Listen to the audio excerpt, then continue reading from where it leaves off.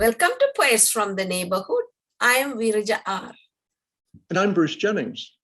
We hope you enjoy the poems we'll be reading today, poems written by your friends and neighbors. The first poem is The Terminal by Brittanie Maccarone. I have two ways to go. I can get on the one that will take me back to where I used to be, where I have at least a slight idea of what to expect. That one is waiting, available, more easily reached. It isn't a walk in the park, but more certain, more stable. Or I can get on the other one, the one that goes forward, away from the safer option. It won't wait for me, the other one.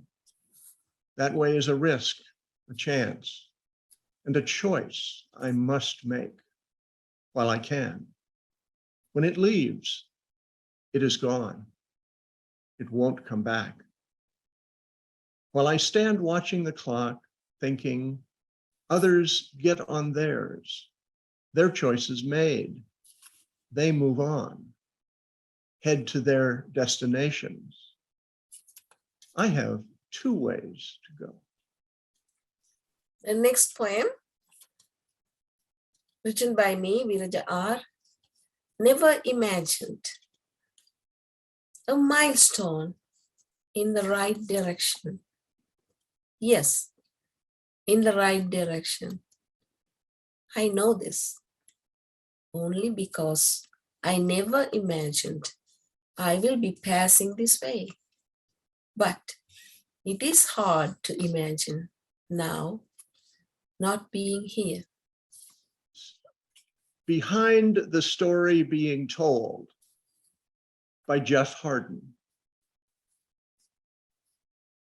A quick glance down through hackberries reveals between the ampersands of limbs and cross-hatched indecisive trunks, a green I'd easily miss if not for how its presence seems ordained, a template back behind the world that I can see or know. The same is true in conversation. The words, misshapen, tangled, and then the sun-struck wordlessness beyond.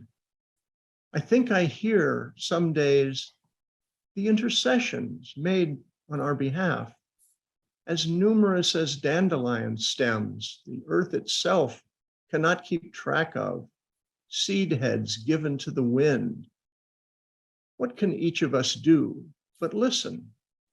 Allow the other voice, naive, defenseless, a space so that behind the story being told of helping turtles cross the road, one can feel even the ditch grass brush along one of the side-turned faces, bound for wherever turtles go. And on four tentative legs, on an earth so plentiful, it only makes sense to trust what's out ahead. Morning at a blood test lab launch.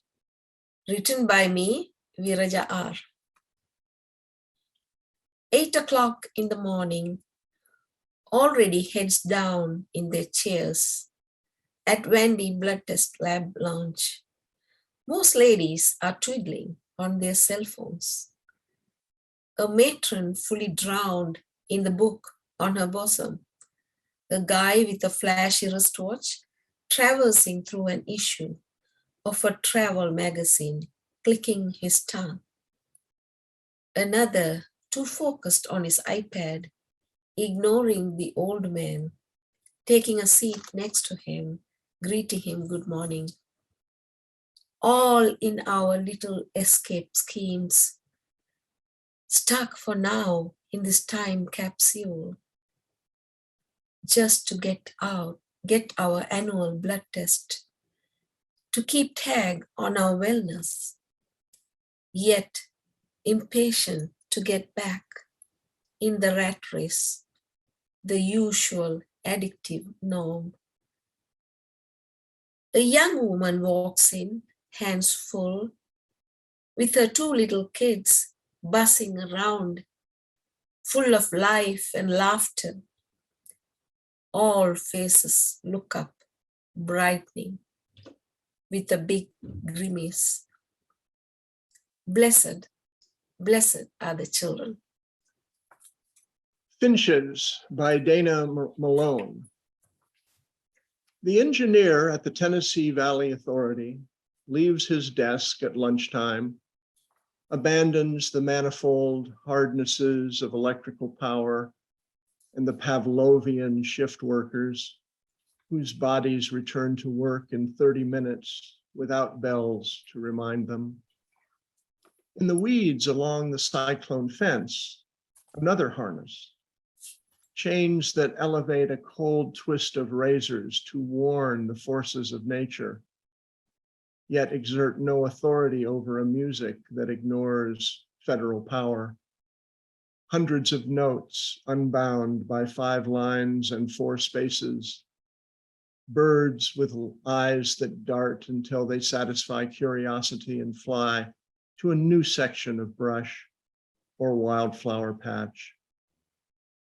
He returns to his monotone screen, the predictable click of a computer, outdated as soon as it was removed from its shipping box, implements black and white regulations or stages of development that lead to the ability to pay bills, own a car to drive, pleading, show me how to leave the shroud of staff paper, the barb of plant machinery, my footsteps of meticulous procedures make me all feather and eye and soul.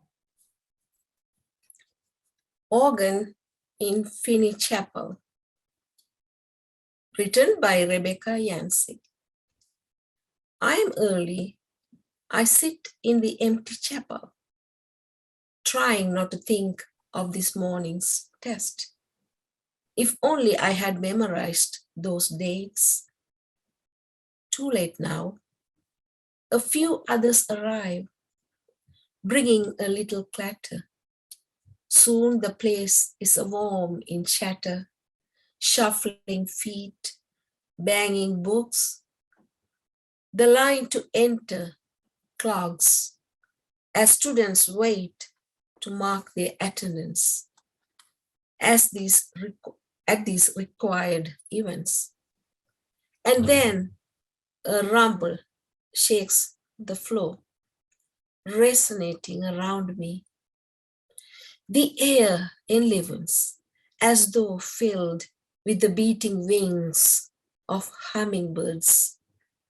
I lean forward to absorb through every pore of my thirsty skin the delicious liquid of Bach's fugue. Thank you for watching Poets from the Neighborhood. We hope you'll join us again soon.